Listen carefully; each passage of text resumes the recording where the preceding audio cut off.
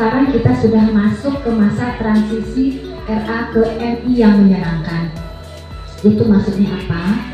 Itu adalah anak-anak mulai sekarang, sebenarnya tahun ini Bapak-Bapak, tapi mungkin pas keluar surat edaran resmi itu sudah berlangsung PPDB, sehingga tidak bisa diterapkan. Dan mulai sekarang setiap anak-anak baru masuk ke sekolah MI ya, itu tidak boleh lagi ada tes calistung. Sebenarnya efek dari tes calistung itu untuk anak PAUD besar sekali tanpa kita sadar.